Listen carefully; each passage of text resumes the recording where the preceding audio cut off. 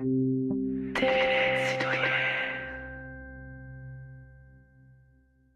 nous alimentons tous 3 fois par jour, d'une manière souvent trop inconsciente.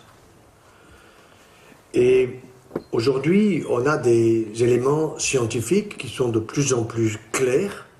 Je dirais que la science de la nutrition, parmi toutes les autres sciences de la santé, est certainement celle qui évolue le plus vite. Et en même temps qu'elle évolue le plus vite, elle est en train de démontrer ce que Hippocrate, le père de la médecine, disait il y a 500 ans avant notre ère. Ça veut dire 2500 ans à partir d'aujourd'hui. Il disait que ton aliment soit ton médicament. Comment faisait-il pour savoir ça? Tout simplement parce qu'il observait les malades et les bien portants et il faisait des comparaisons. Il voyait bien ceux qui ne s'alimentaient pas correctement et qui tombaient malades et inversement. Et aujourd'hui, évidemment, avec la biochimie, avec les technologies les plus modernes, on peut doser des oligo-éléments, c'est-à-dire des doses de produits à des quantités extrêmement faibles, pour vous dire, ben oui, monsieur ou madame, vous manquez de zinc, vous manquez de cuivre, vous manquez de tel ou tel acide aminé, de tel ou tel acide gras. Tout ça a été complètement décomposé. C'est une bonne chose, décomposé au sens où on va dans le détail. Mais en même temps qu'on va dans le détail, on ne va pas vous dire de peser au microgramme près les différents aliments que vous prenez. Vous vous alimentez en prenant, sans le savoir, 24 nutriments quotidiennement. 24. Tous les jours. Et ces 24 nutriments, il y a des nutriments essentiels. Alors tout le monde sait, il y a les sucres, il y a les protéines, il y a les lipides, puis il y a des minéraux. Tout ça, on connaît d'une manière générale, mais c'est pas ça qui est intéressant pour le grand public. Ce qui est intéressant, c'est qu'est-ce que je prends au petit déjeuner, qu'est-ce que je prends à midi, qu'est-ce que je prends au repas du soir. Est-ce que j'ai intérêt à prendre de la salade? Est-ce que j'ai intérêt à prendre un peu plus de pain, un peu moins de pain, un peu plus de produits laitiers, un peu moins de produits laitiers? La télé me dit des tas de choses en me donnant des allégations nutritionnelles. Et donc, c'est assez difficile de se repérer dans tout cela, d'autant plus que vous avez un médecin qui va vous dire l'inverse que vous dit la télé, un autre médecin qui vous dit l'inverse que dit l'autre médecin. Alors, on est où là-dedans? Mais en même temps, comme le disait Mme Sonzoni, très justement, nous sommes en face de maladies de civilisation où il n'y a pas, dans une famille, un problème qui est lié à la nutrition. Le surpoids. Je dis surpoids parce que je veux être courtois et je ne veux pas parler du mot obésité, je ne le dirai plus. On ne dit jamais à une femme qu'elle est obèse, ni à un homme, on lui dit vous avez un peu de surpoids. En général, la femme surtout sait parfaitement quel est le nombre de kilos qu'elle a en trop, je dirais même parfois elle surévalue. Or, on va le voir, le surpoids, c'est pas bon. C'est même cancérigène. Cancérigène, ça veut dire que ça augmente les risques de cancer. Alors, on voit bien que il y a aussi maintenant, en plus des cancers, en plus du sida, je rappelle que sida, ça veut dire syndrome d'immunodépression acquise. Certes, ce n'est pas une maladie qui est liée à la nutrition, mais c'est une maladie où on peut reculer l'échéance mortelle en stimulant l'immunité. Donc nous allons voir ce que c'est que l'immunité. L'immunité, on en entend parler quand on vous parle de l'immunité d'un président de la République ou d'un député qui peut faire n'importe quoi. Mais ce n'est pas ça qui est intéressant. Ce qui est intéressant, c'est notre propre immunité, c'est-à-dire est-ce que j'ai dans mon corps une capacité à protéger ma santé, mon capital santé, car j'ai un capital en banque, mais j'ai aussi et surtout un capital santé, et ce capital santé, il est fait pour un siècle, 36 500 jours, minimum. On peut certainement aller au-delà. Mais évidemment, on a envie d'aller au-delà, 100 ans ou au-delà, avec la tête sur les épaules et les pieds dans les bottes. Et donc, c'est intéressant de savoir comment s'alimenter, parce que s'alimenter, c'est mettre l'énergie dans son corps, dans sa machine. Et cette énergie, si elle n'est pas bien répartie, correctement répartie, on peut avoir des pépins de santé. Si dans votre voiture, vous vous trompez en mettant du gazole alors qu'il fallait mettre de l'essence, vous ne ferez pas 100 mètres. Par contre, si vous mangez mal, vous ferez 100 mètres, même 200, même 300. Donc on touche là à des comportements de santé. Et ces comportements-là, il faut les présenter d'une manière positive, surtout pas sous la forme de régime, parce que si je vous donne un régime, vous suivez un mois, au bout d'un mois, vous dites ras-le-bol, parce que c'est pas bon, parce qu'on vous a mis des interdits. Alors moi, je ne mets pas des interdits, je dis manger mieux et meilleur. Miam, miam, miam. C'est déjà plus sympathique. Et manger mieux et meilleur pour sa santé de toute la famille. Toute la famille, ça commence à 0 année, c'est-à-dire à la naissance, et ça va jusqu'à 100 ans et au-delà. Alors, évidemment, on peut dire énormément de choses sur ces aspects-là, et on pourrait commencer en le faisant en fonction de l'âge, mais on peut le faire aussi d'une manière un petit peu originale, parce que moi, mon objectif, c'est que vous reteniez ce que je vais dire, et que ça passe au bout de vos mains, au bout de vos choix, et pas simplement que vous sortiez en disant « bah oui, on a bien rigolé, ou on a pleuré, et puis il n'en reste rien ». Il faut des choses concrètes. Donc, les choses concrètes, la meilleure façon de les présenter, pour que les gens retiennent, vous avez 2 façons, d'une manière générale, en pédagogie. Soit vous touchez à l'émotif, faites pleurer. Alors on sort tous les mouchoirs, et sur le cancer, c'est assez facile. Soit on fait rigoler. Et comme moi je suis joyeux 24 heures sur 24, je vais passer par cette méthode-là. Donc je vais vous dire des choses sérieuses, mais avec un certain humour.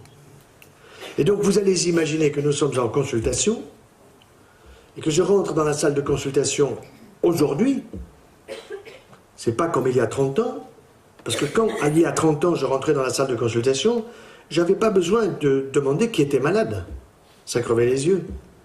J'avais un monsieur ou une dame sur un brancard, dans un fauteuil, avec un teint blafard, anémique, cachectique, une tête, guillemets, de cancéreux, puisque je suis dans un centre anticancéreux. Aujourd'hui, quand vous rentrez dans la salle de consultation, vous avez en général la parité, un homme et une femme, ils ont l'air en pleine forme. Qui est malade? Vous saluez les deux, et voilà que le monsieur me répond en me disant « Docteur, ma femme et moi, nous sommes peut-être un petit peu originaux, excusez-nous, mais nous ne sommes pas malades. Qu'est-ce que vous voulez faire? Il y a des flamants roses à la mer, là-bas, à Montpellier, allez donc les voir, vous serez mieux avec eux, que de venir alors qu'il y a un monde de fous qui attend la consultation. Oui, mais docteur, voilà, on nous a dit que vous connaissiez les problèmes de la nutrition, des relations avec la santé, alors figurez-vous que ma femme et moi, on aimerait avoir un cancer. Alors ça ne m'était pas arrivé, alors je demande, vous le voulez où? Madame, et vous le voulez où, monsieur? Je dis, pourquoi vous voulez avoir un cancer? Ben parce que si vous nous expliquez bien comment l'avoir, nous saurons bien comment pas l'avoir. Démarche très astucieuse. De la même façon, vous pouvez me dire, je voudrais avoir, autrefois, on aurait pu dire, je voudrais avoir la tuberculose. Donc, comment éviter la tuberculose? Je vous aurais répondu, BCG, vaccin. D'ailleurs, il va falloir le faire revenir. Ce vaccin, il faut le faire revenir. On meurt aujourd'hui de la tuberculose. Alors qu'avant, c'était fini. Donc, vous voulez un cancer? Bon, d'accord, j'ai compris. Vous voulez que je vous explique comment l'avoir, mais vous voulez l'avoir où? Ben, avant de partir, me dit le monsieur, avant de partir de chez moi, je suis allé sur Internet, démarche intelligente, et j'ai regardé comment était fait le corps de ma femme par rapport au mien. Et j'ai vu que mon épouse et moi, nous avions la même organisation du corps. La différence, c'est qu'elle a un utérus et des ovaires, et moi, j'ai une prostate, j'ai des testicules, j'ai pas de sein, etc. Bon. J'ai dit, vous êtes reçu en première année de médecine, il n'y a pas de problème. Mais vous voulez donc qu'on voit le cancer dans le sens du circuit ou... Il me dit oui, dans le sens du circuit, donc de haut en bas, d'accord. Mais vous savez, il n'y a pas que des cancers dans les maladies de civilisation. Il y a aussi ce qu'on appelle les maladies auto-immunes. Alors ça, c'est très intéressant. Dans auto-immune, vous entendez automobile, mobilité de moi, auto-immune, immunité de moi, ma propre immunité. Or, le cancer, c'est quoi? Le cancer, c'est une baisse d'immunité à un endroit précis du corps. Que ce soit le poumon, cancer du poumon, le sein, cancer du sein, la prostate, etc. Est-ce qu'on peut expliquer le pourquoi du cancer du sein, de la prostate, du poumon, du foie, du cerveau, etc. Réponse, aujourd'hui, pratiquement oui, dans 95% des cas. On a les réponses. Alors si on a les réponses, nous les médecins, pourquoi le grand public ne les aurait pas? Moi je suis pour une information très large du grand public, non pas pour remplir les centres anticancéreux, ils sont déjà pleins, mais pour les vider. Moi, quand je suis rentré au centre anticancéreux de Montpellier, vous voyez, au siècle dernier, en 1970, nous étions 400 à bosser. Nous sommes 2500. 2500. C'est plein à craquer, tout le temps, tout le temps, tout le temps, tout le temps. On n'a jamais assez de lits, on n'a jamais assez d'infirmières, on n'a jamais assez de personnel, de chirurgiens, etc. Bon, donc, ça veut dire qu'il y a eu incontestablement une aggravation de la situation de la santé dans ce domaine de la cancérologie, mais aussi dans le cadre des maladies auto-immunes que nous allons voir rapidement, qui sont des maladies qui touchent à notre immunité et qui rentrent dans le cadre des maladies de longue durée. ALD, affection de longue durée.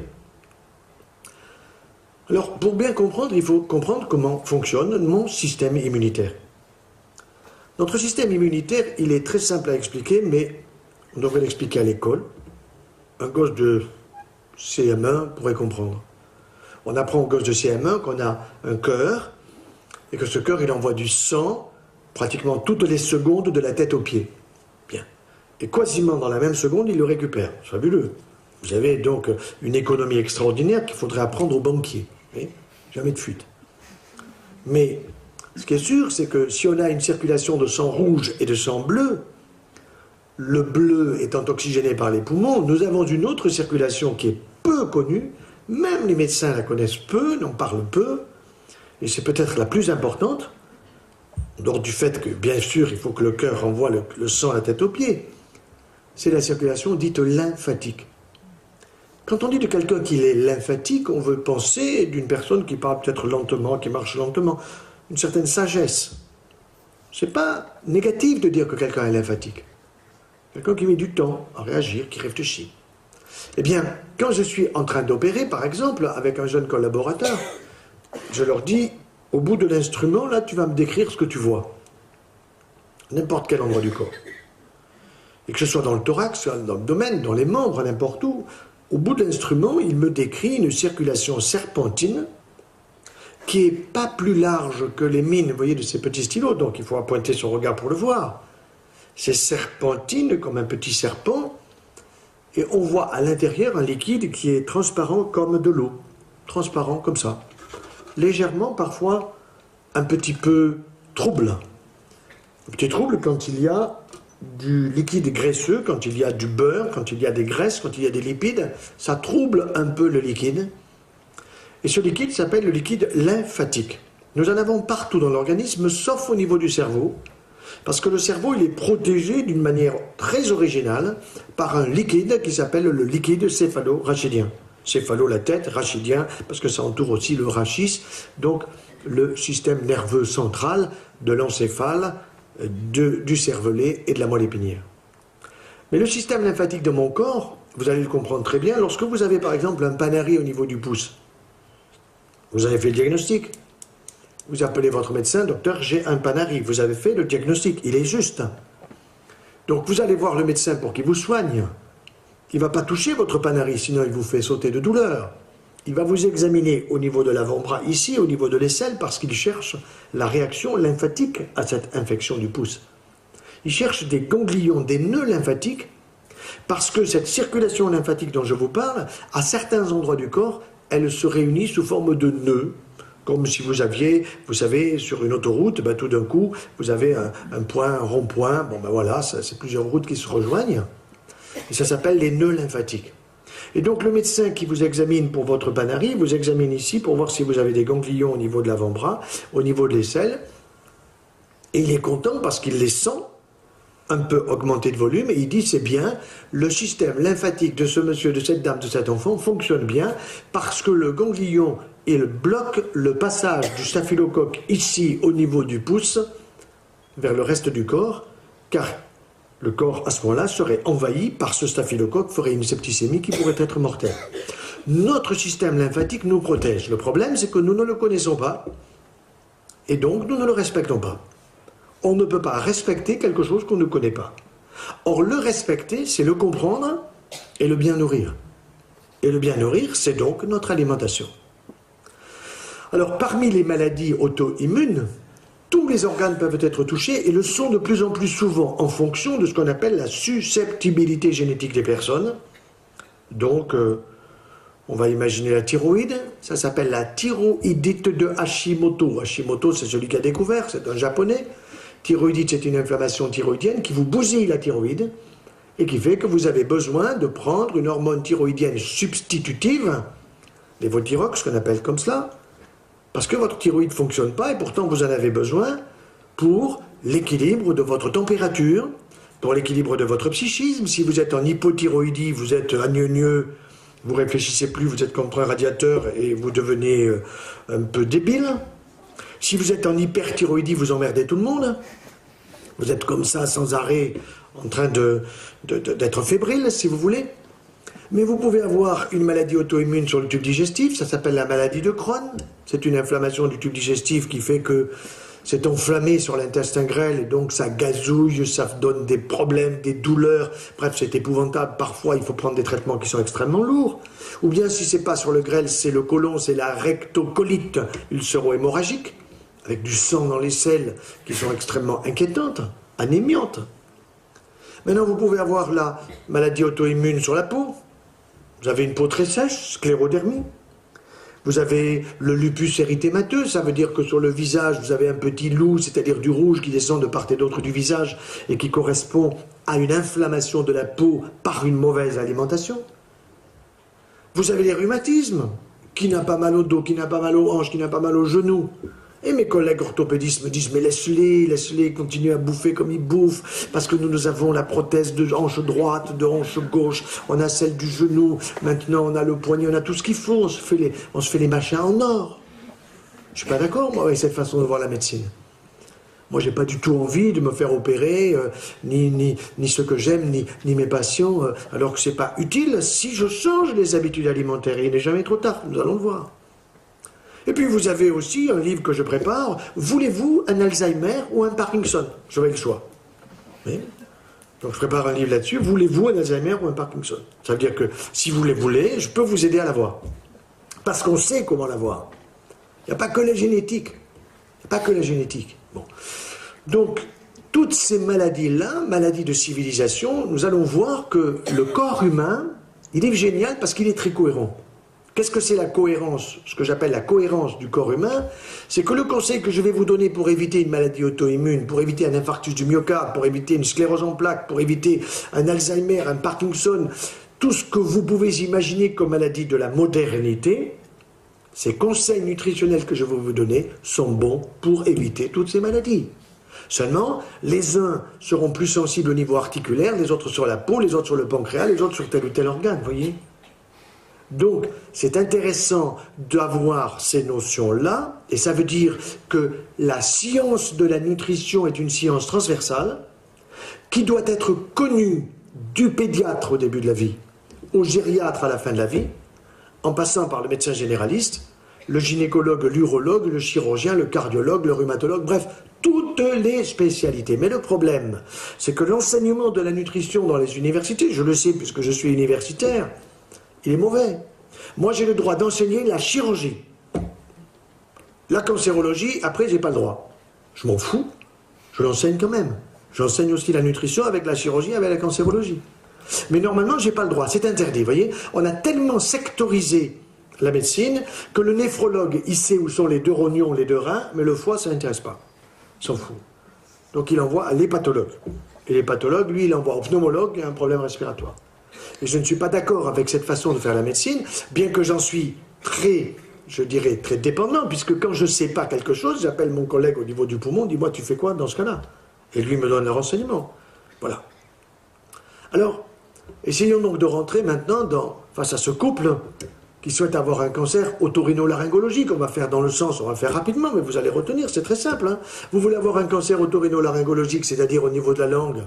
D'abord, je vais vous rappeler une chose qui est même intéressante, c'est que les papilles de la langue, madame, vous avez 30 ans, 40 ans, 50 ans, vous dites, mes papilles, elles ont 30 ans, 40 ans, 50 ans. Pas du tout. Elles ont 10 jours. Ah bon? Mes papilles ont 10 jours? Eh oui. Tous les 10 jours, sans le savoir, vous refaites vos papilles. Vos globules blancs, ils ont 7 jours. Et il y en a qui aujourd'hui finissent leur vie et un autre qui va remplacer celui qui vient de finir sa vie, 7 jours. Vos globules rouges, ils ont 120 jours. Ça veut dire qu'il y en a un ou deux ou 1000 qui finissent sa vie aujourd'hui, qui est remplacé par un autre. Les cellules de votre foie, elles vivent une année, sauf si vous esquintez votre foie avec de l'alcool, avec de la drogue, avec de la marijuana, avec tout ce que vous voulez. Une année. Bon. Donc on sait tout ça, c'est extrêmement intéressant.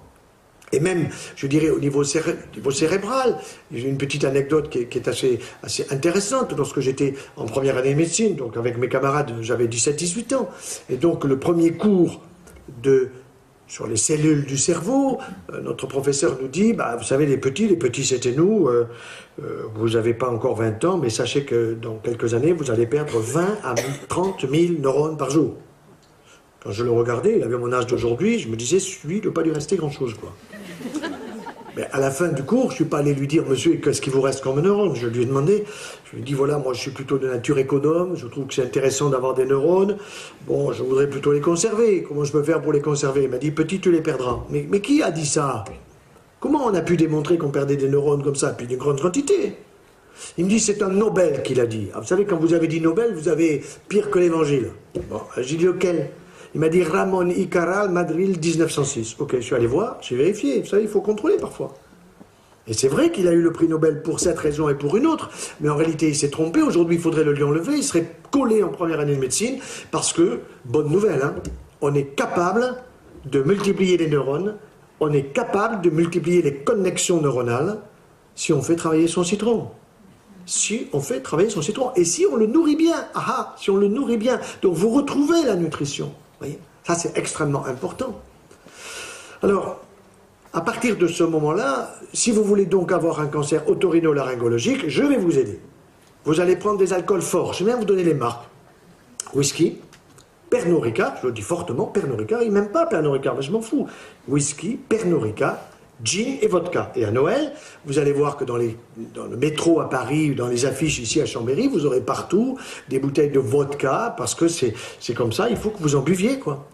Eh bien, tout ce que vous allez retenir aujourd'hui au minimum, déjà vous pouvez le retenir, c'est tout ce que la pub vous dit dans le domaine de la nutrition, c'est ce qu'il ne faut pas acheter. Sympa, hein? C'est formidable. Nous allons le voir avec beaucoup d'autres produits. Donc vous voyez ça à la télé, c'est bon, j'achète pas. Vous voyez ça en ville, c'est bon, j'achète pas. Vous voyez, vous le savez déjà. Bon. Et vous pouvez stimuler cette information auprès des autres. Et d'ailleurs, en regardant rapidement l'amphithéâtre, je m'aperçois qu'il y a quand même davantage de femmes que d'hommes, et je suis toujours très content parce que je pense que quand vous informez une femme en France, vous en informez 100 d'un coup. Vous savez ça? Quand vous informez un homme, vous en informez en général la moitié d'un, sauf si vous voulez parler de sexualité. Donc je vous garde, messieurs, pour la fin de la conférence, vous aurez droit à votre petite histoire. Comme ça, je vous tiens en haleine jusqu'au bout. Donc vous avez compris que pour brûler, ça veut dire irriter d'une manière chronique au niveau de la zone du palais des saveurs. Et moi je vous dis franchement, ayez pitié de votre palais des saveurs. Le palais des saveurs, entre nos deux oreilles, vous avez 6 glandes salivaires, 2 parotides, 2 sous-maxillaires, 2 sublinguales. Vous savez combien elles sont capables de fabriquer chaque jour? 3 bouteilles comme ça, de salive. Mais la salive, c'est pas de la flotte. C'est un liquide qui contient des enzymes de la digestion, puisque la digestion commence dans la bouche, mais aussi, on le sait depuis peu de temps, autour de l'an 2000, des enzymes du goût.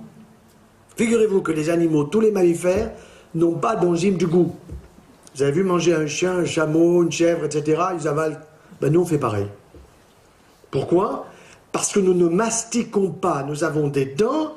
Alors on nous dit souris, ouvre la bouche, là, pour la photo, tout ça, mais les dents incisives, canines, prémolaires, molaires, à quoi ça sert? À quoi ça sert? À mastiquer les aliments, c'est-à-dire à vous faire venir la salive, et il y a un proverbe allemand qui dit qu'il faut mastiquer les aliments, 73, ça veut dire 37 fois. Faites 20.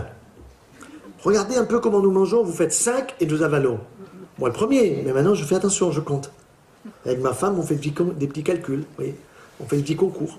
Parce qu'elle voit ma pomme d'Adam. On voit plus la pomme d'Adam qu'un homme que d'une femme. Donc vous arrivez à voir mieux comment votre mari mange, que c'est plus difficile pour la femme. Et il faut mastiquer les aliments parce que notre œsophage n'est pas un tuyau avec un trou au milieu puis ça descend, pas du tout. C'est un tuyau, oui, mais dont les deux parties sont collabées l'une contre l'autre et l'œsophage, il doit recevoir des éléments liquides et pas des morceaux. Il ne doit pas y avoir un morceau de pain, un morceau de viande, un morceau de ceci, de cela. Il doit y avoir quelque chose qui est une forme de purée, si vous voulez, parce que l'ayant beaucoup mastiqué, ayant appelé la salive, parce que la salive va venir, vous avez goûté, et en goûtant, vous stimulez vos papilles. Et nous allons voir dans quelques instants que ces papilles, c'est quand même important de savoir qu'on les renouvelle tous les 10 jours, parce qu'un des premiers signes de l'Alzheimer, c'est quoi? C'est vous commencez à perdre le goût. C'est pas je perds la mémoire, pas du tout. C'est pas je perds la mémoire. J'ai une de mes nièces qui est neurologue, et je disais, Geneviève, dis-moi quels sont les premiers signes de l'Alzheimer et du Parkinson. Elle me disait, mais tu le sais. Je dis, non, moi je suis un pauvre chirurgien manuel, toi tu es neurologue, alors tu vas me dire. Ben, elle me dit, c'est la perte du goût et de l'odorat. Je dis, pourquoi tu ne le dis pas? Ah ben parce que si on le dit, on va avoir trop de monde en consultation. Je dis, mais les gens ne sont pas cons. Si tu expliques aux gens que quand tu commences à perdre l'odorat, c'est un mauvais signe et qu'il faut stimuler l'odorat pour éviter d'aller vers l'Alzheimer ou vers le Parkinson, tu vas voir qu'ils vont se stimuler l'odorat. J'étais il n'y a pas très longtemps dans une conférence entre l'Hérault et l'Aude à Laure-Minervois, qui est un joli village, et on m'avait réuni toutes les maisons de retraite qui étaient par là, et Dieu sait qu'aujourd'hui vous en avez à l'appel. J'avais raconté tout ça, et le lendemain, la directrice qui m'avait invité m'appelle pour me remercier, elle me dit, vous savez, il fait très beau à Laure-Minervois, vous savez où ils sont les vieux? Ils sont tous à genoux dans la garrigue en train de renifler le thym et le romarin. Ils avaient compris. Car si nous refaisons nos papilles de la langue tous les 10 jours, nous refaisons les lobes olfactifs de l'olfaction, c'est-à-dire de sentir odoriférant, tous les 3 mois. Demain, nous sommes le 1er novembre, enfin on l'a passé. Eh bien, novembre, décembre, janvier, en 3 mois, je refais mes lobes olfactifs. Si je stimule pas, si j'ai pas un bon plat que je renifle, une bonne pomme bio, où je sens que c'est de la pomme, je ne stimule pas mon odorat. Donc il faut stimuler son odorat. Ce odorat, il ne nous a pas été donné pour des pruneaux, pas plus que le goût nous a été donné pour mastiquer 4 fois et avaler comme un toutou. Ça n'a pas de sens. C'est des choses simples, voyez-vous. Alors vous avez compris, l'alcool fort, ça fait brûler. Mais il faut ajouter quand même un petit peu de carbone, ça sera sympa. Vous irez chercher des Gauloises, mais ça ira plus vite si elles sont papier maïs. Et puis mesdames, je vais vous donner la ration. 10 cigarettes par jour, ça vous suffit. Ah bon? Ben, je les fume déjà, je pensais que c'était peu, me dit madame. Eh bien oui, mais madame, quand vous en fumez 10, c'est comme si moi j'en fume 20. Pourquoi? Parce que la capacité respiratoire d'une femme, désolé, c'est la moitié de la nôtre. C'est désolé, c'est comme ça. Vous avez des équipes de football, hommes et femmes, vous n'avez pas des hommes et des femmes mélangés. C'est pas un problème de sexe, c'est un problème de capacité physique, respiratoire, capacité de course, etc. Bon, donc quand une femme fume 10 cigarettes par jour, c'est comme si moi j'en fume 20. C'est une catastrophe. Authentique catastrophe. Et nous voyons aujourd'hui de plus en plus de femmes, la courbe des cancers du poumon nous a croisé celle des cancers du poumon de l'homme. Et quand nous voyons les femmes avec un cancer du poumon, la plupart du temps, elles sont déjà inopérables. Ça veut dire, c'est foutu dans 1 an et demi. C'est foutu. Et ça me donne les boules quand je me dis que cette femme qui est atteinte à 35 ans, elle a commencé à fumer à 15 au lycée. Au lycée, avec le feu vert de l'éducation nationale, quand c'est pas au collège. Voilà, l'éducation nationale, pour moi, est responsable, totalement responsable. Que ce soit les ministres de droite ou de gauche, je m'en fous, ils sont responsables. De la même façon qu'ils sont responsables avec la drogue qui circule dans les écoles, pas dans l'école, mais à l'extérieur de l'école, vous savez bien. Alors, vous voulez un cancer à l'ésophage, je vais vous aider. Je vais vous aider. Elle a 52 ans, elle est pharmacien, elle vient me voir avec un cancer à l'ésophage. Une femme, 52 ans, très jeune, un cancer à l'ésophage. Mais qu'est-ce qu'elle fait? Vous fumez, madame? Non. Vous buvez? Elle n'a pas l'air alcoolique? Non. Donc j'ai pas l'alcool, j'ai pas le tabac. Alors je cherche ailleurs. Comment vous buvez vos choses là, vos tisanes, votre thé, votre café? Bouillant, docteur. Ah, ben voilà. Bouillant, ça veut dire qu'elle sent que c'est chaud, mais qu'elle sent plus que c'est bouillant. Ça veut dire qu'elle brûle régulièrement non seulement les papilles au niveau de la langue, mais en même temps, elle brûle son œsophage, et un beau jour, il y a un morceau de pain qui passe pas, parce qu'elle mastique pas assez, il y a un morceau de viande qui passe pas, alors c'est la faute au mari, au voisin, à qui vous voudrez. Alors on fait passer de l'eau, et puis ça passe pas une deuxième fois, une troisième fois, on va chez le gastro, on descend un tube, il y a une fraise dans l'œsophage. Madame, vous avez une fraise dans l'œsophage, c'est pas une fraise, c'est une tumeur. Il va falloir faire des rayons, de la chimio, opération, c'est lourd, on en guérit 25%. Ça veut dire qu'on n'en guérit pas beaucoup. Et il y a 30 ans, on en guérissait 25%. Bon, vous avez compris, on descend à l'estomac. Alors si vous allez avoir un cancer à l'estomac, c'est un peu plus difficile qu'autrefois. Je vous explique, quand j'étais jeune chirurgien, on opérait au centre anticancéreux pratiquement un malade atteint de cancer d'estomac tous les jours. Ça veut dire, grosso modo, 30 par mois, tous les jours. Aujourd'hui, 1 par mois. Donc, vous dites 30 fois moins, bravo docteur, vous avez fait de gros progrès. Ce n'est pas vrai. Ce n'est pas nous, les médecins, qui avons fait des progrès, c'est l'industrie de l'électroménager. En effet, l'industrie de l'électroménager a permis de supprimer les conserves pour passer au froid. Nous conservons les aliments au congélateur et au réfrigérateur. Et je vous rappelle une chose très importante, c'est que dans votre réfrigérateur 4 degrés, vous ne devez pas dépasser 1 semaine de conservation, et dans votre congélateur 1 mois. Et pourtant, dans des congélateurs, il y a des lièvres ou des perdreaux qui sont là depuis l'année dernière et qui perdent toutes les qualités nutritionnelles. Parce que plus c'est longtemps conservé, plus les qualités nutritionnelles, les vitamines C, etc., les bonnes vitamines, les bons minéraux, les bons éléments, ils foutent le camp. Donc ça n'a aucun sens de conserver longtemps. Mais ce qui est sûr, c'est que la conservation au froid a évité les conservateurs.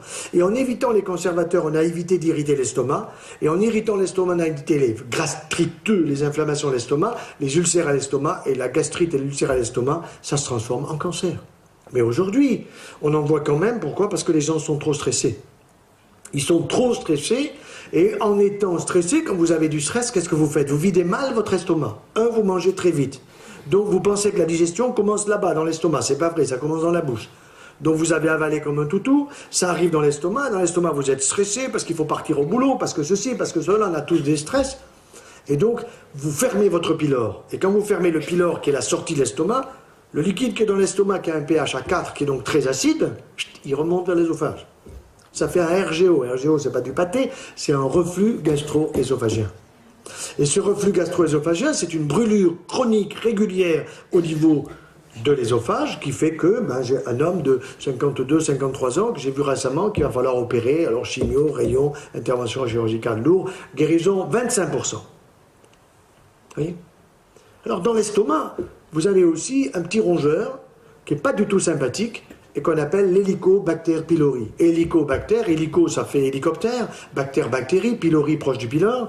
Eh bien quand vous allez avoir une alimentation que je vais vous préciser, pour avoir cet hélicobacter, puisque monsieur et madame vous le souhaitez, eh bien vous allez avoir une inflammation de votre estomac. Et pour avoir ça, c'est pas compliqué, vous allez aller au McDo.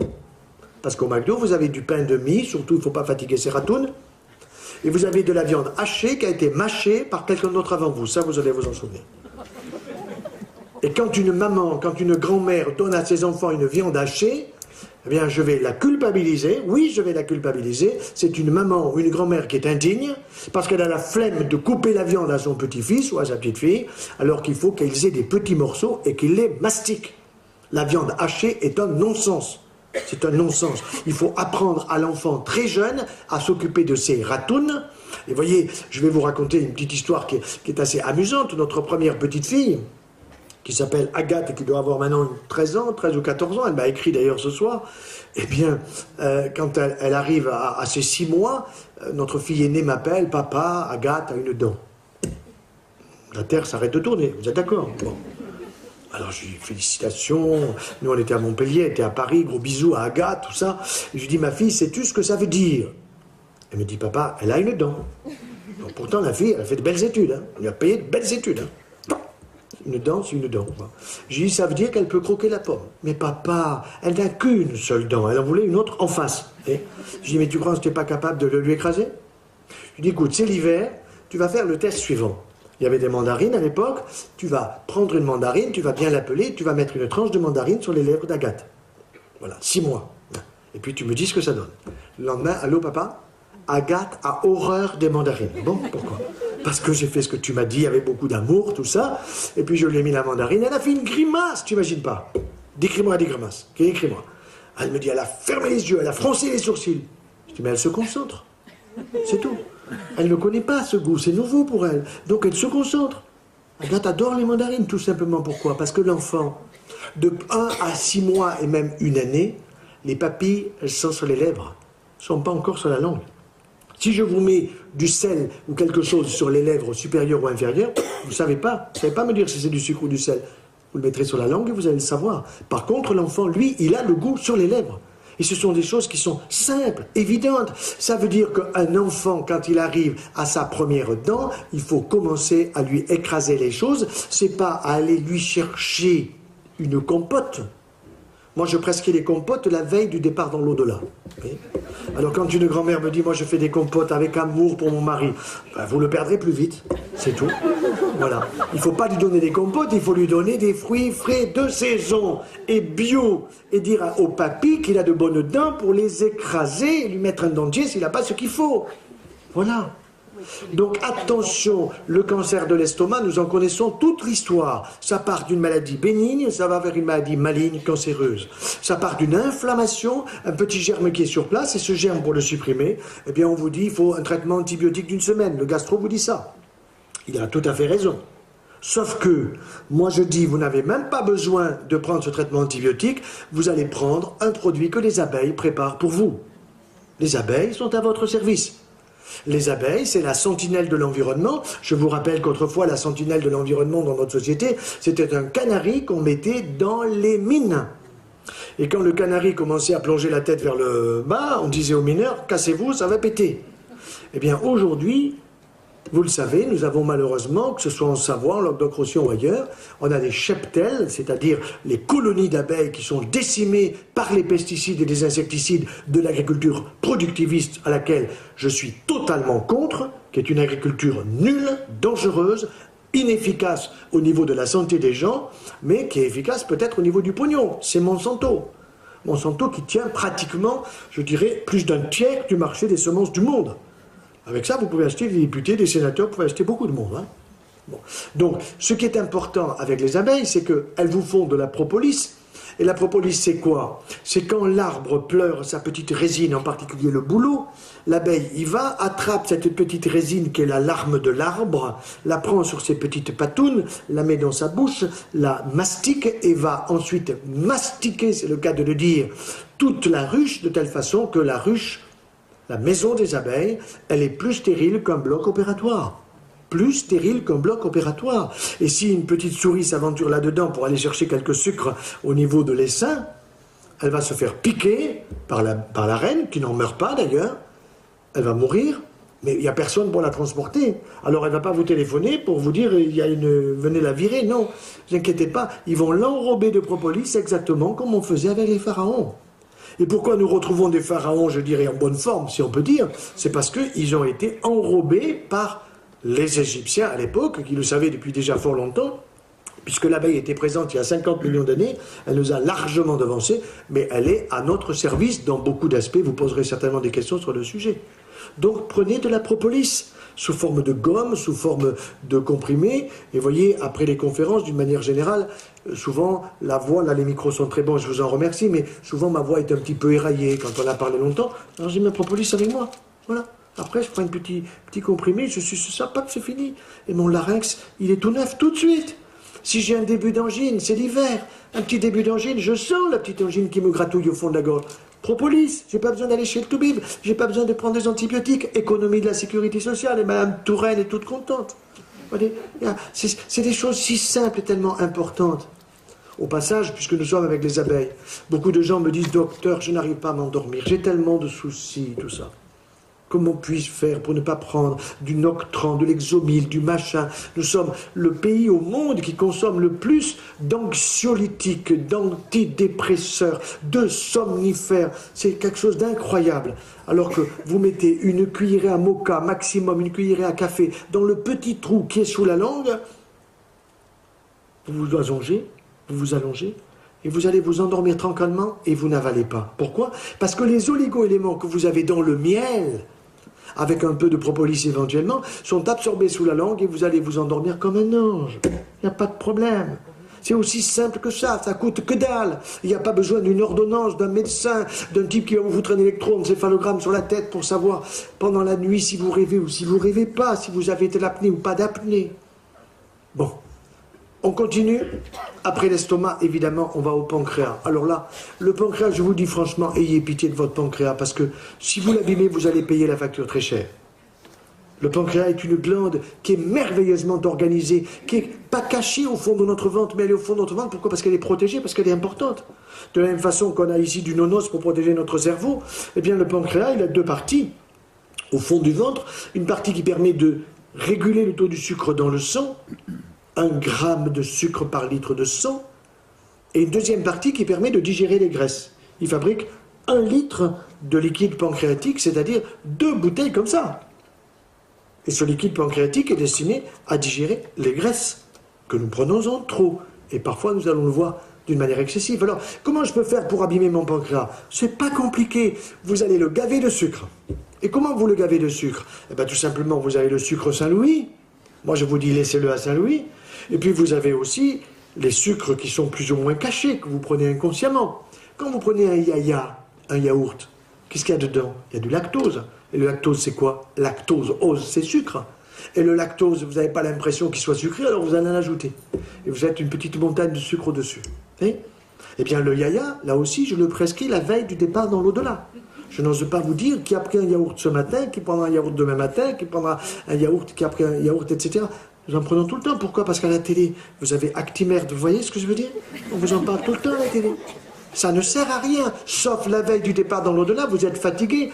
Évidemment, vous n'avez pas la force de mastiquer, vous allez vous envoler avec le syndrome des petites ailes. Il est normal que vous preniez un petit yaourt à la fraise avant de partir. Vous voyez? Je vous raconte une anecdote formidable. J'étais président de Famille de France, il doit y avoir 7-8 ans. Et un jour, une dame vient me voir, très sympa, mini-jupe, enfin, vous voyez ce que je veux dire, vous avez vraiment envie de l'écouter, quoi. Hein? Et alors, elle vient me dire, voilà, nous avons dans tel groupe un yaourt qui est un yaourt extraordinaire pour la santé. Ah bon? Vous avez des preuves? Ah ben bien sûr. Alors elle ouvre son ordinateur et puis elle me présente une vingtaine de diapositives pour me présenter ce yaourt absolument extraordinaire pour la santé qui avait été testé chez les souris, chez les rats, chez les babouins, chez les cochons d'Inde, enfin tout le monde, quoi, sauf l'homme. Et je me suis dit, elle vient me tester, quoi. Bon, alors elle présente tout ça et puis à la fin, c'était très intéressant parce qu'il y avait de la statistique, il y avait des P00 machin, il y avait de l'histogramme, c'était scientifique. Bon, je lui dis, écoutez, c'est bien, mais qu'est-ce qu'il faut que je dise à ma femme, à mes enfants, à mes malades, puisque c'est si bon pour la santé, je leur dis quoi? Ben, elle me dit, vous allez leur dire qu'ils auront la peau douce. Je lui dis, là ou là? Elle me dit, de la tête aux pieds. Bon, formidable. Je dis, mais madame, combien il faut en prendre? Ben, vous savez, on a fait la statistique à partir des rats, du poids, des rats, des souris, des cochons d'Inde et compagnie. Eh bien, il faut normalement en prendre 4 par jour. Ah, d'accord. 4 par jour. Un quand? Petit déjeuner, repas de midi, repas du soir, et un avant d'aller se coucher, parce qu'en plus, il y aura ce qu'il faut pour vous endormir. D'accord. Je commençais à m'endormir, moi, vous voyez. Alors je lui dis, mais d'accord, 4 par jour, et pendant combien de temps? Ah, elle me dit, surtout pas s'arrêter, hein. Oui, mais d'accord, combien de temps? Elle me dit, 70 jours consécutifs, les statistiques. 4 x 7, 28, ça fait 280 yaya, et vous avez la peau douce, madame. Vous avez la peau douce. Très bien. Alors j'étais sûr que j'aurais la peau douce après ces 280 yaya. Et je lui dis, bon ben, ça y est, c'est la peau douce et je m'arrête. Et là, elle me regarde avec un regard de deuil et elle me dit, monsieur, en 10 jours, vous flétrissez. Alors je me suis dit non, je ne lui ai pas dit à elle qu'on se foutait du monde, mais j'ai écrit au patron de ce grand groupe des produits laitiers pour lui expliquer que si ça continue à passer à la télé, je lui foutais un procès au nom de Famille de France. Ça a duré 1 semaine. C'était déjà passé sur les télés. Il s'appelait, pour ceux qui s'en souviennent, le yaourt Essentiel. Ça faisait essentiel, vous voyez. Et comme elle avait dû téléphoner à ma femme, moi, ma secrétaire, qui avait dû dire que j'aimais effectivement comme fruit les fraises, elle m'avait amené un yaourt à la fraise pour que je le goûte. Je l'ai goûté, il était délicieux. Et en général, quand vous prenez un yaourt, vous le prenez à la cuillère, et à la fin, vous mettez le doigt dedans, vous vous souvenez? Et puis, pour qu'il n'en reste point. Donc tout ça, c'est une aberration complète. Il faut savoir que vous avez des sucres qui sont parfaitement observés. On sait qu'on prend du sucre, et puis vous avez les faux sucres, et les faux sucres, vous avez dans le pain blanc. C'est du sucre. L'index glycémique du pain blanc est quasiment équivalent à l'index glycémique du sucre Saint-Louis. Donc le pain blanc est une aberration. Le pain blanc était donné à l'époque chez les rois, chez les reines, dans les grandes familles, et puis on a démocratisé en disant le pain blanc c'est quand même mieux. C'est faux, c'est pas le pain blanc qui est bon. Ce qui est bon, c'est le pain complet. Et nous allons voir ce qu'il faut penser du gluten dans quelques instants. Alors, votre pancréas, si vous voulez l'abîmer, ben, vous allez prendre du coca, bien sûr. Vous savez que coca, il faut en avoir toujours à la maison pour nettoyer son tapis. Il faut en avoir pour déboucher quand vous avez un tuyau qui ne marche pas bien. Vous y allez avec du Coca-Cola. C'est excellent, sauf si vous avez le choléra. Ça veut dire que le Coca-Cola, je suis pour, remboursé par la Sécu, en pharmacie, en cas de choléra. Sinon, c'est une aberration. Dans 1 litre de coca, vous avez l'équivalent de 17 morceaux de sucre. Et l'objectif, quand vous avez pris le coca, c'est que vous avez stimulé le taux du sucre dans le sang parce que c'est absorbé par l'estomac, donc le taux du sucre passe à 1,5 g, 1,10 g, 1,12 g. Le pancréas reçoit un message, attention, il y a trop de sucre dans le sang, et qu'est-ce qu'il va faire? Il va envoyer de l'insuline. Et comme le pancréas fait bien son travail, il envoie de l'insuline pour faire passer le taux du sucre de 1,10 g à 0,95 g, et quand vous êtes à 0,95 g, vous avez soif. Donc il vous en faut une autre bouteille. Alors ils ont créé le light. Il n'y a pas très longtemps, je vais voir l'un de mes collègues, c'était l'été dernier, et pour montrer un dossier difficile, radiologue, et je lui dis, je vois sur sa table une bouteille de coca. Je lui dis, vous buvez cette saloperie? Ah, il me dit, monsieur, c'est du light. Ah d'accord, c'est du light. Je lui dis, mais vous savez que c'est plein d'aspartame? Ah, il me dit, non, c'est du zéro. Je lui dis, mais regardez, zéro quoi? Ah, il me dit, c'est zéro, il y a écrit zéro stress. Lui, il avait compris 0 d'aspartame. Je lui dis, il y a 0 de sucre, mais c'est plein de faux sucre. Prenez votre loupe, parce qu'il faut une loupe pour le voir. Il a pris sa loupe et il a vu. Il est au bib. Il ne le sait pas. Il se fait avoir. Lui, sa femme, ses enfants, toute la famille. Il a compris maintenant. C'est fini.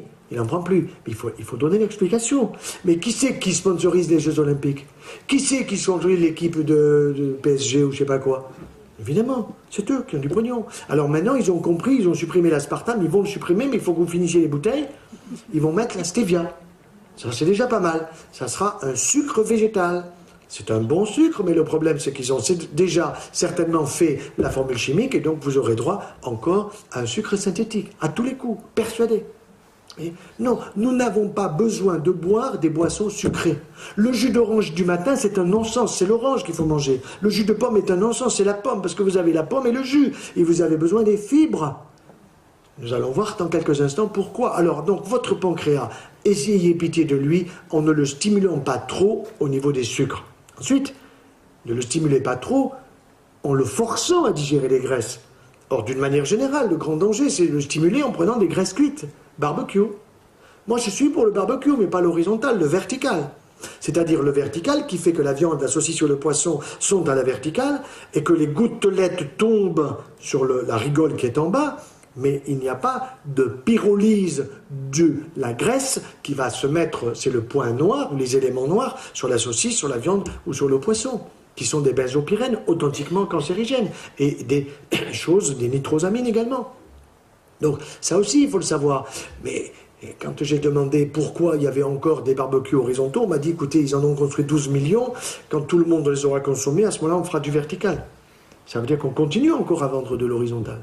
Alors que c'est une aberration complète.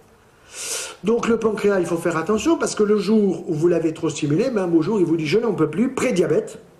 Ça commence par là, et le prédiabète est lié souvent au surpoids, et puis ensuite, après le prédiabète, où vous avez obligation de prendre des hypoglycémiants sous forme de comprimés, eh bien, qu'est-ce qui va se passer? C'est l'autre partie du pancréas qui va être abîmée, parce qu'en plus du fait que vous prenez trop de graisse, vous prenez trop de sucre, vous prenez trop de graisse, nous mangeons trop gras, et ce trop gras, animal en particulier, pas suffisamment végétal, fait qu'un jour, votre pancréas vous dit « je n'en peux plus », vous avez un taux de marqueur qui augmente, et vous avez droit à un cancer pancréatique. Il faut savoir que le cancer du pancréas, quand nous avons 100 cas, vous en avez déjà seulement 5 qui sont opérables. Vous entendez? Seulement 5. Les 95 autres, la partie est perdue. 1 an et demi, 2 ans, 2 ans et demi, maximum. Maximum. Et sur les 5 que nous pouvons opérer, j'imagine que j'en prends 100 qui sont opérables, nous en guérissons 5. Vous vous rendez compte? Très très peu. Ça veut dire qu'il faut informer les gens sur le fait que le pancréas est une glande importante à connaître sans être médecin et en étant, je dirais, quelqu'un qui appartient à la population d'une manière générale. Tout le monde est capable de comprendre ça. Et je vais vous dire comment l'information pourrait passer. J'en ai parlé déjà avec d'autres présidents du DAF. Vous avez les nouvelles à 20h30, 20h, 20h30. Après, vous avez Darty. Qu'est-ce que vous en avez à foutre de Darty? Que dalle. Ça vous apprend rien du tout, Darty. Par contre, moi, je verrais bien à 20h30 une élève ou un élève du mime Marceau. Vous vous souvenez du mime Marceau? Le mime Marceau était un homme génial qui était grimé, pas un mot, mais avec des gestes, simplement, avec ses grimaces, avec son corps, il arrivait à exprimer des choses très simples. Et ça passait très bien. Eh bien, j'ai testé une élève du mime Marceau, une jeune femme, qui est géniale. Je lui ai donné plusieurs thèmes à me faire comme ça devant moi, sans être grimée, et on comprend très très bien. Elle le fait parfaitement.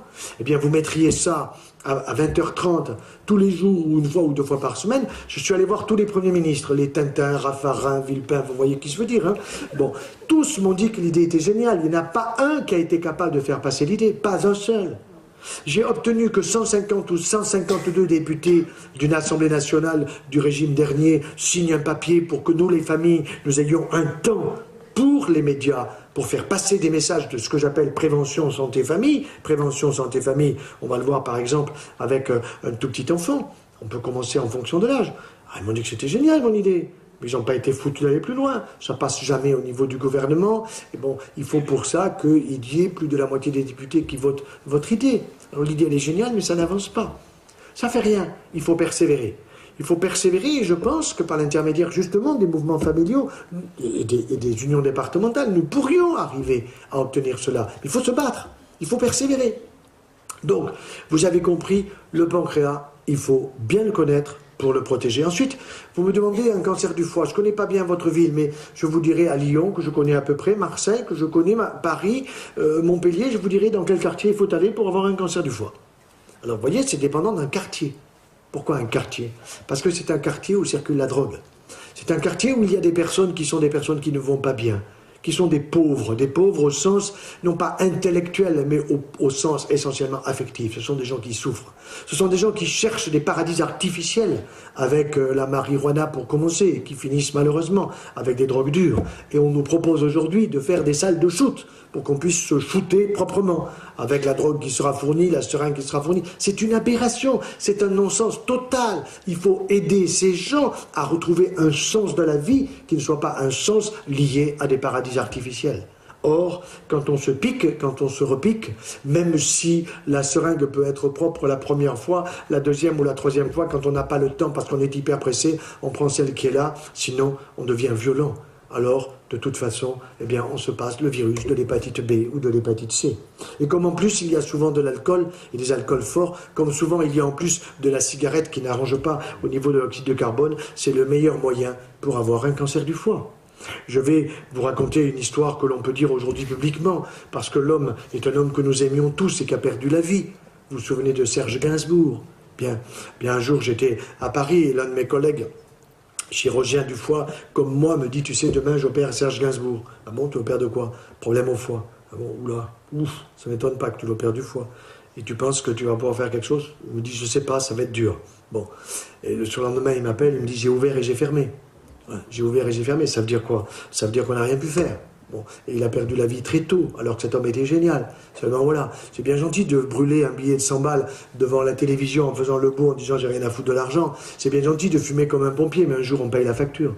Oui. Alors, moi je ne suis pas pour culpabiliser, je suis pour informer. Et informer avec un peu d'humour, avec vous fumez 10 cigarettes, passez à 5, de 5 passez à 3, de 3 passez à 2. Faites-le progressivement, parce que je sais que vous ne pouvez pas arrêter brutalement. Donc, pancréas, foie. Après, vous voulez un cancer de l'intestin grêle? Désolé, c'est très difficile. Je ne peux pas vous donner facilement un cancer de l'intestin grêle. Pourquoi? Parce que nous en avons 5 à 6 mètres. Vous vous rendez compte? On a 5 à 6 mètres là dans le ventre. Et ça correspond pratiquement à la surface d'un terrain de handball. Vous voyez, on a un terrain de handball dans le ventre qui est une surface d'absorption de tous nos nutriments. Parce qu'il y a des villosités, des grandes et des petites, qui sont parfaitement organisées, génialement organisées, et qui sont là dans notre ventre. Mais ça circule beaucoup. Et qu'est-ce qui circule? Du liquide. Il en circule combien? Eh bien, il en circule 20 bouteilles comme ça. 10 litres. 10 litres. 10 litres de liquide qui circulent dans mon intestin. Vous allez me dire, mais d'où vous les sortez les 10 litres? Ben, on va les calculer ensemble. 1 litre minimum de salive. En général, c'est 1 litre 2, 1 litre 5. 1 litre de liquide de l'estomac, je suis à 2 litres, 2 litres 2, 2 litres 5. 1 litre de bile par le foie, 3 litres. Ensuite, j'ai le pancréas, 1 litre. Ensuite, j'ai 1 litre par mètre de grêle. 5 mètres, 5 litres. 6 mètres, 6 litres. Total, je suis à 10 litres. Plus ce que je bois. Et à la sortie, j'aurai grosso modo 1 litre et demi maximum d'urine. Plus dans les matières, normalement, il y a très peu de flotte. Sauf si on a le choléra. Bon. Donc, ça veut dire que ça circule énormément. Et quand ça circule, ça stagne pas. Alors, on entend parfois gargouiller. On l'entend, surtout si on a été opéré, si on a des petites adhérences. On sent qu'il y a des petites cascades, si vous voulez. Mais si on n'a pas été opéré, on n'entend pas. Et pourtant, si vous mettez un stéthoscope sur votre ventre, vous entendrez que ça circule maximum. Bon. Donc, difficile, madame, désolé, monsieur, de vous faire un cancer sur l'intestin grêle. Par contre, je vais vous aider pour le côlon. Ça, c'est possible. Alors là, il n'y a pas de problème, parce que le côlon, c'est comme la politique, vous avez le droit, vous avez le transverse, vous avez le gauche, vous avez le sigmoïde, vous avez le rectum. Et là, l'important, c'est que ça stagne. Et nous sommes un pays souvent de constipés. Vous avez vu à la télévision un peu les gens, les hommes politiques, les femmes politiques, actuellement, la constipation qu'ils se prennent, c'est quelque chose d'inouï, quoi. Bon, ils sont constipés. Moi, quand je suis dans une gare ou dans un aéroport, je regarde, je me dis, mais cette dame, ce monsieur, il faudrait lui expliquer les choses. Il faudrait lui expliquer qu'il ne faut pas que ça stagne, il faut évacuer tous les jours. Et pour ça, il faut un râteau et un moteur. Alors, quel est le râteau? Eh bien, le râteau, ce sont les fibres des fruits. Les fibres des fruits, des légumes et des légumineuses. Mais des fruits de saison et des fruits frais, pas des fruits en compote et pas la pomme au four, des fruits frais pour ne pas abîmer les fibres. Mais ces fibres ne seront efficaces que si vous les mastiquez bien. Sinon, pour les spécialistes, vous allez faire des phytates et vous aurez de la malabsorption. Donc il faut bien mastiquer votre fruit, votre pomme, votre poire, votre kiwi, peu importe. Et les fruits, il faut en consommer 4 à 6 par jour. et bio, et de proximité, et pas aller chercher des fruits qui arrivent de Pologne, j'aime bien les Polonais, ou qui arrivent d'Italie, ou qui arrivent de je ne sais où, des fruits de proximité. Donc le mieux c'est de connaître l'agriculteur, car aujourd'hui je dis, et je donne souvent des conférences sur ce thème, que l'agriculteur c'est le premier acteur de santé. L'apiculteur c'est le premier acteur de ma santé, celui qui s'occupe des abeilles.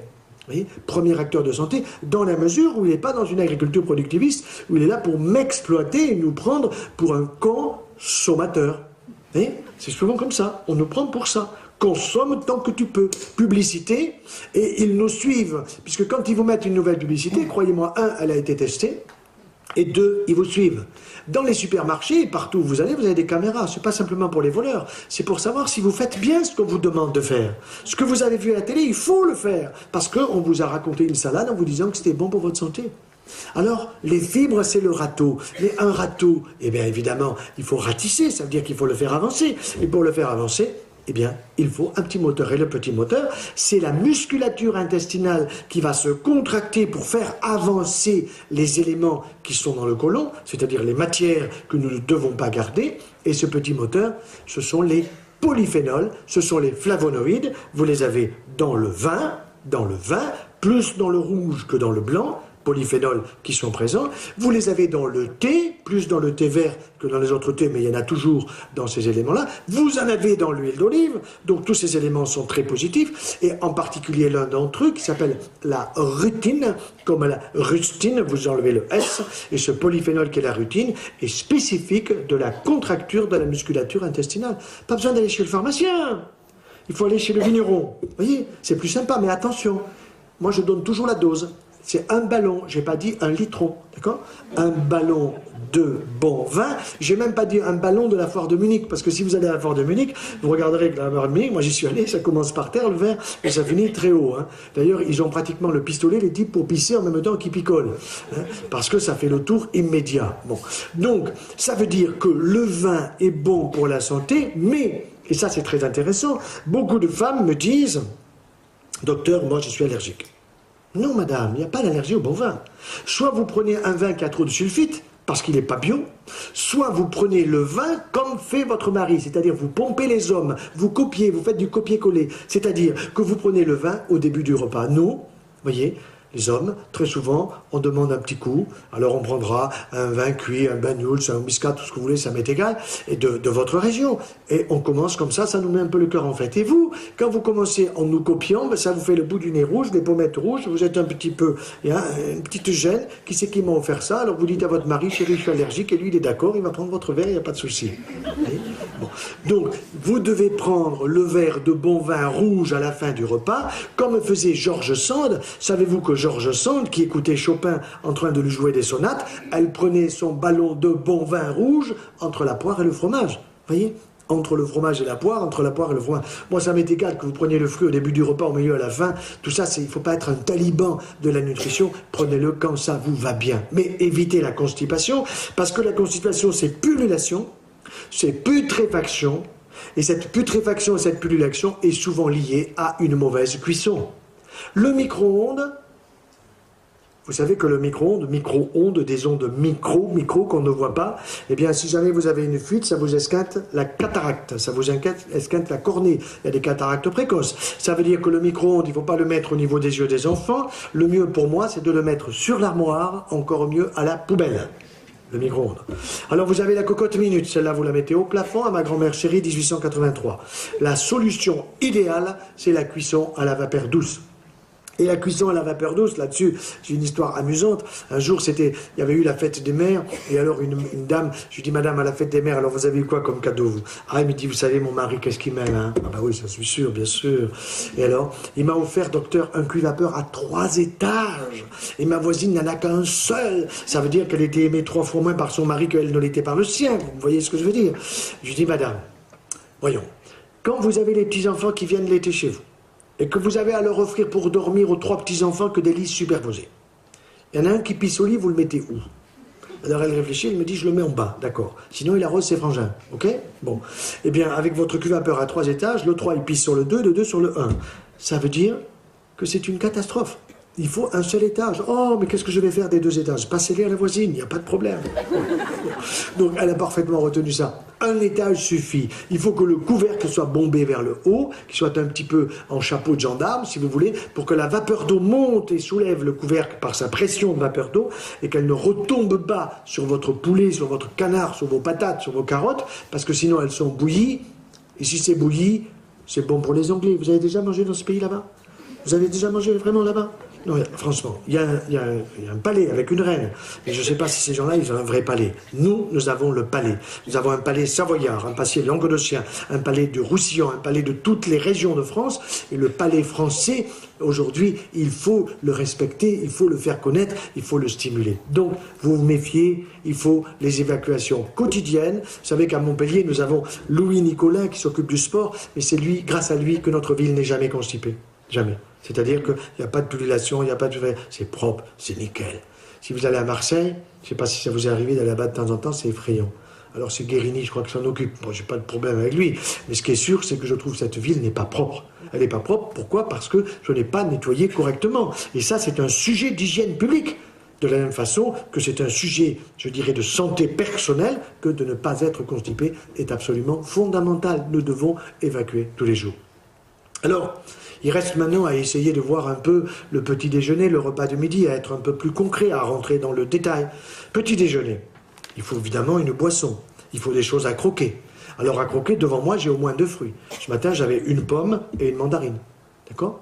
Au moins 2 fruits, tous les jours au petit déjeuner. Et je vais les croquer, et je vais m'en régaler. Et je vais les garder longuement dans la bouche. Et j'aurai le jus de la pomme, et j'aurai le jus de la mandarine, de l'orange ou d'ailleurs. Bon. Ensuite, il faut une boisson. Et la boisson, c'est quoi? Ah, vous allez me dire, mon café au lait, mon chocolat au lait, mon tata au lait. Non, non, non.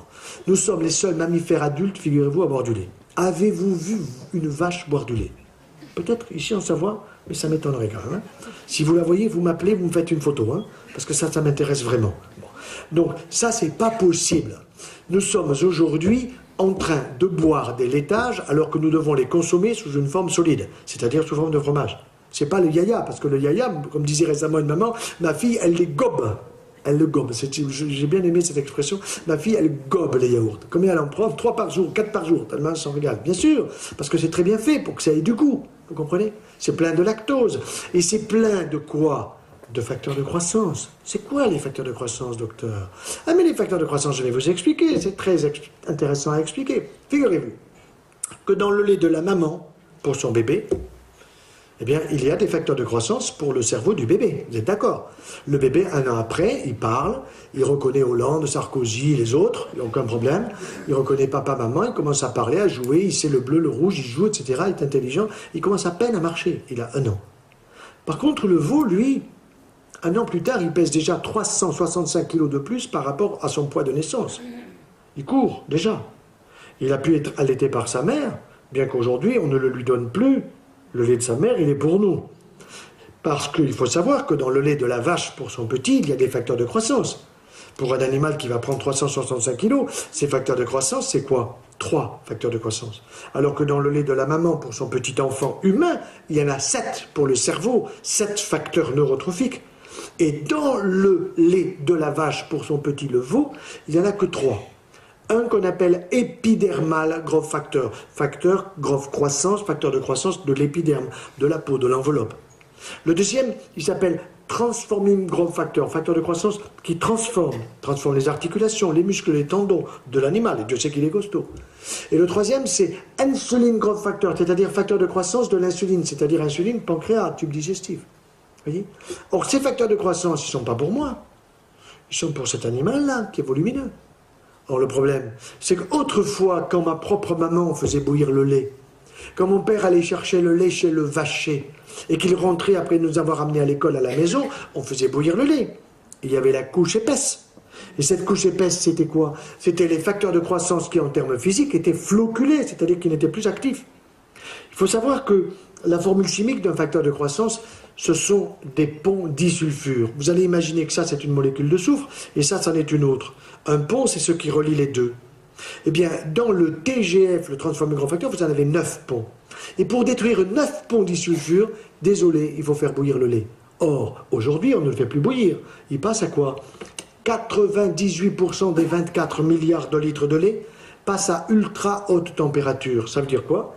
Ça veut dire 135 à 140 degrés, 4 secondes, 3 secondes. Ça, c'est intéressant, parce que vous détruisez les germes, mais vous ne détruisez pas les facteurs de croissance, ils sont solides. J'ai donc fait, au nom de Famille de France, une saisine au niveau de l'Agence française de sécurité des aliments qui a changé de nom, il ne s'appelle plus AFSA, mais ANSES, et j'ai obtenu 2 ans et demi pour avoir les résultats, et pour me donner un polycopié de 98 pages que j'ai regardé d'une manière extrêmement détaillée, et où on vous dit, oui, peut-être bien que les facteurs de croissance augmentent les cancers du sein, de la prostate, mais c'est si chouïa. Et quand vous regardez de près, c'est 25 à 30%, c'est pas chouïa, c'est pas vrai. C'est beaucoup. Mais moi, je veux pas avoir un cancer de la prostate, je veux pas que ma femme ait un cancer du sein, je veux pas que mes amis aient un cancer du pancréas, je ne veux pas avoir des maladies auto-immunes. Or, les maladies auto-immunes aujourd'hui sont liées à 2 choses, les excès de produits laitiers d'animaux trop grands, parce qu'il faut que l'industrie des produits laitiers considère que les facteurs de croissance, il faut les faire disparaître de ceux qui nous font consommer. Or, ils ne les font pas disparaître, ils s'en foutent. Et deuxièmement, c'est le problème de ceux qui créent ce qu'on appelle une porosité intestinale. Alors, porosité intestinale, qu'est-ce que ça veut dire? Quand vous avez un imperméable qui est poreux, s'il pleut, vous allez vous mouiller. D'accord? Eh bien, quand vous avez un intestin qui est poreux, il faut savoir que l'intestin, ce sont des cellules qu'on appelle des entérocytes, des cellules intestinales qui sont collées les unes aux autres. Il y en a des milliards. Et une cellule intestinale, elle vit 4 jours. Au bout de 4 jours, il y en a une autre. 4 jours, il y en a une autre. Et entre les cellules, vous avez ce qu'on appelle des jonctions serrées. Jonctions serrées. Or, le problème d'aujourd'hui, c'est que le gluten du pain moderne actuel, vous remarquerez que quand vous prenez du pain, ben vous avez des difficultés à trouver un trou dans le pain. Il faut une aiguille pour trouver un trou. Autrefois, vous alliez à 11h30 chercher le pain chez la boulangère, et vous reveniez, vous cassiez la baguette, et vous vous amusiez à en manger parce que c'était bon, et en même temps, on mettait un doigt, l'index, le pouce dans les trous. Il était aéré parce qu'il y avait beaucoup de levain. Aujourd'hui, que dalle. Vous avez des levains chimiques, vous avez un gluten qui est extrêmement solide au niveau des protéines qu'on appelle gliadine et gluténine, et qu'est-ce que ça crée?